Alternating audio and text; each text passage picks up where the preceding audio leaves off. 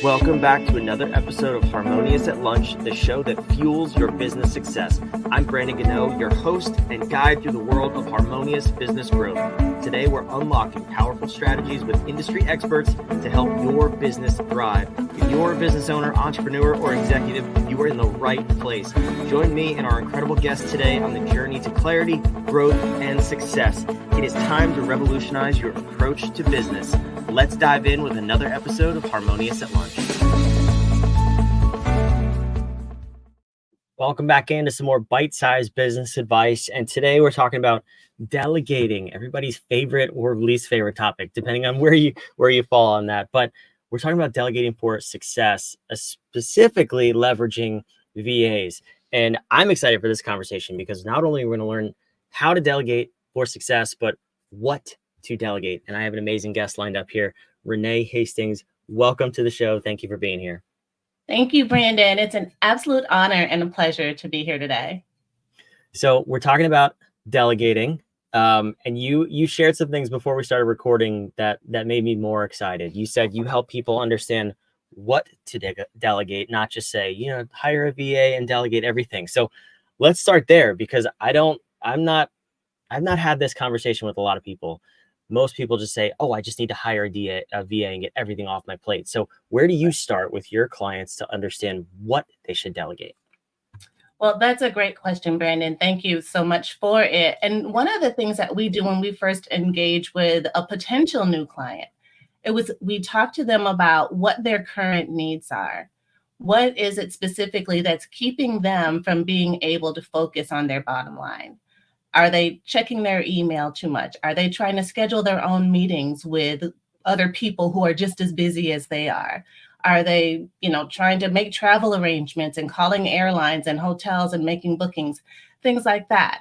If they're spending their time doing those sorts of things and they're not adding value to the bottom line of the company, then that's certainly some of the things that they can delegate, take off of their plate, give that to someone who not only loves to do it, but can do it well and can do it quickly and can partner with them to lighten their load. Those are just a few, just a couple of the things that can be delegated.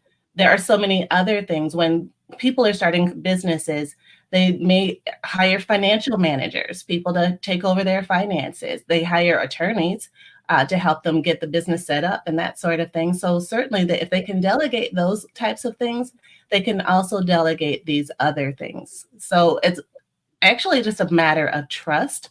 And it's a matter of just being able to let go and not feeling like they have to control every single thing to free themselves. And in order for them to be free and to scale and move up to that next level, they have to be able to release and allow themselves to be served in this way. Yeah. So, where do you start with people on that process too? Because it's one thing to say like, okay, I don't want to book my own travel or hotels and stuff like that. But then there's the flip side of it saying like, but what if I don't get a good seat? What if I don't get a good room in the hotel and I'm unhappy on my stay? It's that you said it, it's the trust piece and actually enabling someone else to go ahead and do that for you. So how do you help people through that transition? Maybe it's someone who, could be solopreneur, could be executive with 40 people underneath them, but they've never thought about whatever they're delegating as something that someone else could do. That's a big step. How do you help people over that step? Absolutely. And that is basically just a matter of communication. So they know they have these desires in their heart, in their heart of hearts. They have these desires to not have to do these things.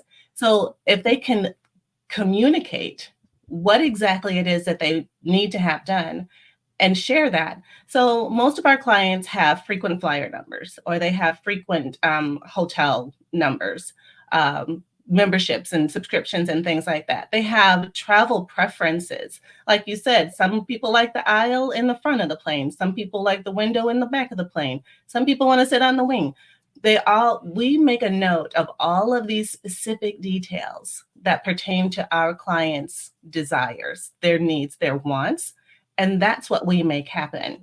So once we become aware of all the different preferences, that doesn't just go away. That's something we log for ourselves as our client Bible, for lack of a better word, where we keep all the specifics about our clients so that we know when they're getting ready to travel, which is their airline preference, all of the specifics that pertain to them so that when they get there, all the arrangements are made. It's all kept in their calendar so that it's super convenient for them.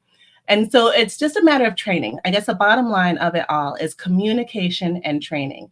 You can't expect someone to do something for you if you haven't communicated to them that this is what you want to have done and this is how you like it. Because we're good at what we do, but we're not mind readers. So, and what one executive may love, another one may absolutely hate. And so that's why communication, you cannot over communicate when you have a virtual assistant. And once you've made your desires known, a good virtual assistant won't make you repeat that because they'll have written it down and kept it for themselves so that they'll know how to best serve you. That's noteworthy right there, because that should be part of your hiring process and training internal and external employees, is keeping a record of things so that you don't have to ask repeat questions. I want to clarify something though before we move on, because I think the training piece is also really, really valuable. Did you say some of your clients like sitting in the back of the plane? Did I hear that right? Can you believe that? Like, really? It's so bumpy back there, but hey, if you like it, I love it. But you need to fire those clients immediately. All jokes aside though. So yes, we all have our preferences. So Renee, you know not to put me on a plane in behind the wing. But anyway, the training, the onboarding, the process behind all of this stuff, obviously important. And that's where I know I've messed it up in the past. And it's thinking, oh, I just outsourced whatever it is, whatever we're talking about, to a VA, they'll get it. So what is the best way to hire, onboard, and train a VA so that you have that ongoing success? And the word you used prior to recording was relationship, which is really how we should be viewing this. But how do you see that process going, and what do you do in your company to make sure that your VAs have great relationships with the executives? Well, thank you so much for that question. I love it, because one of the things that's so important to me when I'm hiring team members is to know and understand that their values, our values, resonate with their values.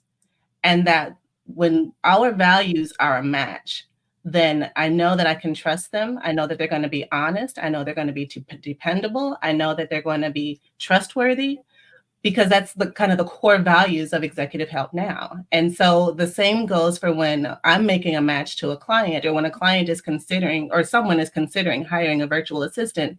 It's important that they find someone whose values resonate with their core values, who they are as a person, how they operate, their personality, that sort of thing. Sometimes people go to different agencies looking for someone who maybe someone was referred to them by someone else. And usually when someone is a referral from someone else, they feel a little bit better about bringing them on or taking them up on such a suggestion. But it's just important to find someone that really not only has the skills that you need and the experience that you need, but also values the things that you value. Also, when you're conducting the interviews, ask those questions. Why are you here? What brought you here? What's important to you? See if there is a relationship that can be developed even in this short amount of time. Does your spirit kind of, resonate with their spirit? Or are they giving you vibes that are like, no, I just can't. And so that comes out quickly in the interview process. But taking time to interview takes time, and that can make some executives feel a little bit overwhelmed as well. And so when you hire an agency like, Executive Help Now, then those are some other things that we can also take off your plate and do all that pre-screening so you don't have to waste your time with people who aren't a good fit. Yeah, that makes sense. And something else I'm curious about too, because, well, let me ask this first. How many different executives do your VAs tend to work with at one time? It depends on the workload. So if one executive has, enough work to keep that VA busy for, the amount of time that they want to be busy, then they just have the one. If it takes two or three, then they'll support two or three. But one of the things I love about our relationships that we've developed with our clients is that they they know we have other clients, but they don't feel it because we make each individual client feel like they're the only one. Yeah, and that's super cool to me because I I would assume a lot of your VAs have are working with multiple clients. How do Mhm. you on your side, like in your company, how do you keep that so organized, make the VAs available when they're needed, and also make that client feel like they're the only client that that person is servicing? Well, it really is a matter of when I'm making the match, that's my job in the company is to make the matches. And so when I know a client's personality or I know their needs or what they're trying to get done, if they need a social media manager or if they need an admin or whatever it is that they need, and I assess my team. So we have as a resource to us a whole list of not only the team members, but what their specialties are that they specialize in. So that when I'm looking for certain things, I just have one place where I have to go to look to see who all has this. And then once I see who has the skills, and then I determine who has the capacity. And so it's something that I stay on top of because of my relationships with them. We meet weekly. I ask them the question, how's your workload? How are you feeling? Can you take on more? If we have another client who needs some support, can you help them out?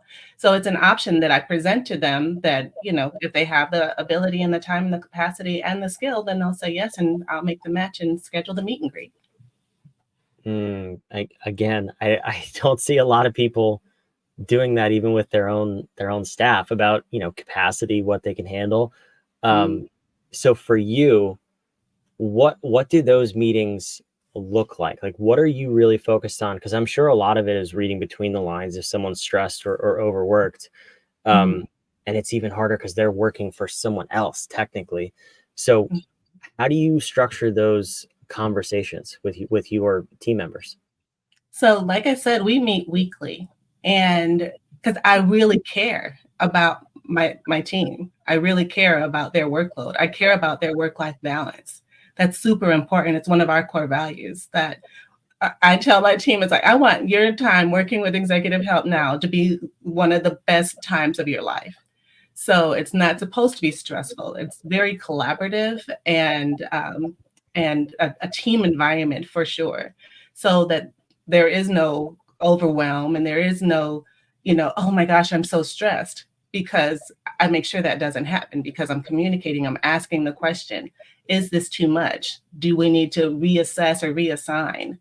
Tell me so we can know, so that this can be a great experience for you, because the relationship I develop with them is for the long haul. I'm not in it just to bring on people and let them go and bring on new people. That's not stable for us. It's not good for business. And so in order to develop that long relationship with us as their employer, or as their, the person hiring them as a contractor, I want it to be long term.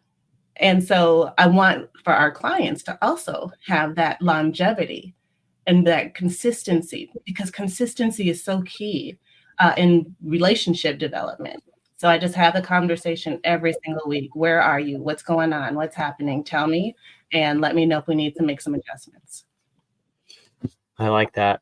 And now on the flip side too, because you have the executives in the companies that you're working for, Mhm. when they're hiring a VA, because I think it's a great option if you don't need somebody full time or like for something really specific. As you grow, their role may grow. How do you balance the that fine line of continuing to hire VAs versus hiring internally? And then on the flip side too, like, do you see an optimal structure? For example, you have a CEO who has an executive assistant, and then they manage a team of VAs doing a number of different tasks.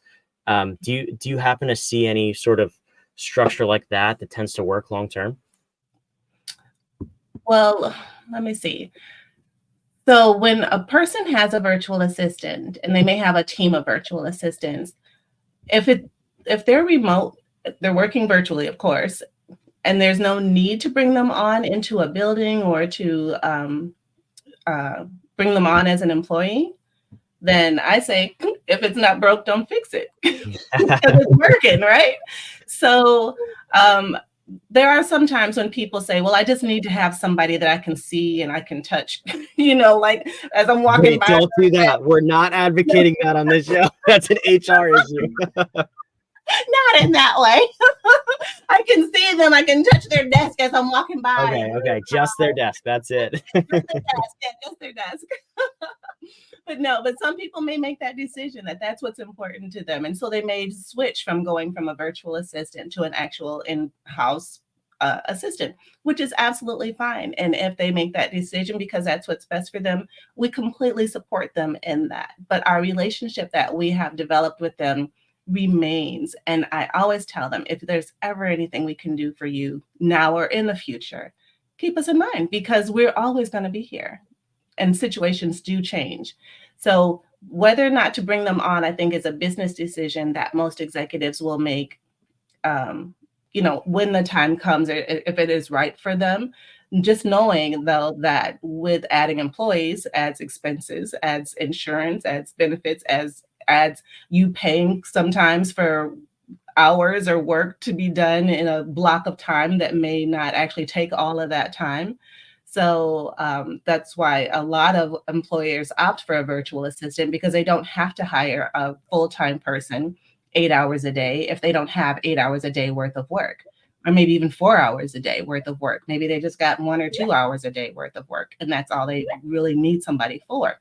That's when you hire someone like us because we're able to handle not only those small time frames, but also the larger ones. Mm.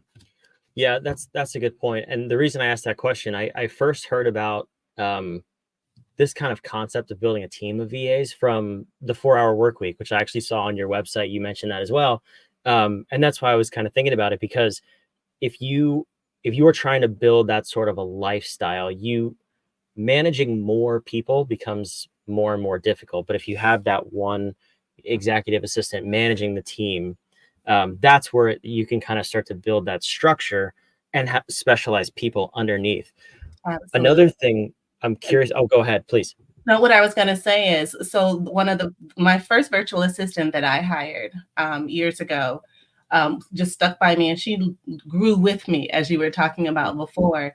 And now she is our business operations manager, and she oversees the rest of the team. And so that's how I keep myself free from feeling overwhelmed and overworked as the team continues to grow and grow and grow. But she takes this on and she handles all of the responsibilities and takes care of whatever needs that they have. And so she is like the go-between between me and the team. That is super, super helpful and critical to our success. Yeah, that makes sense. I like that.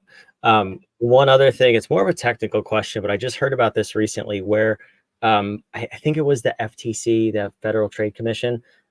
They put a rule in place where any 1099 contractor they could deem as an essential employee in order to deliver your product or service, and basically charge you back taxes for the payroll taxes, employment taxes, all that fun stuff, even though the 1099 is taking care of their own taxes.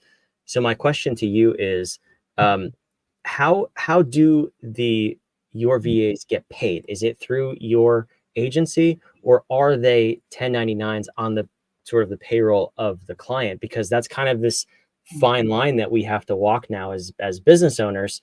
And it's one of those things that I have not met a whole lot of people who are really equipped to handle this if they're utilizing 1099 employees. So how does that work?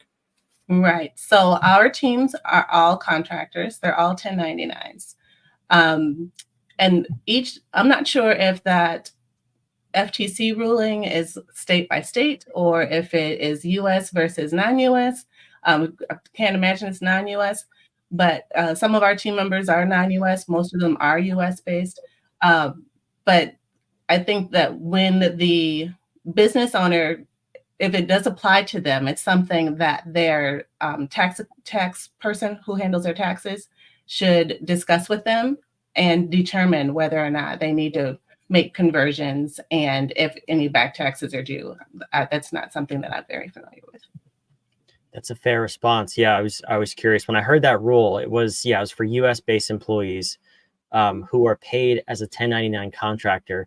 Basically, the argument is just that they wanted more people as W-2 employees because they felt that the 1099s were getting screwed in some sense somehow. I don't know how all these things work, but it's that fine line, right? Of like, Right. we're using them as a 1099 for a reason. Like both parties have agreed to that. Right. How can you place that rule? So one of those Right. little nuances.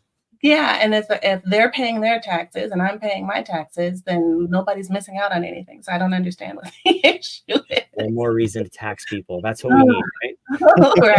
Right. Different episode for a different day. But no, Renee, Right. this is awesome. Thank you so much for being here. And what do you have for the audience to dive a little bit deeper on delegation and utilizing VAs?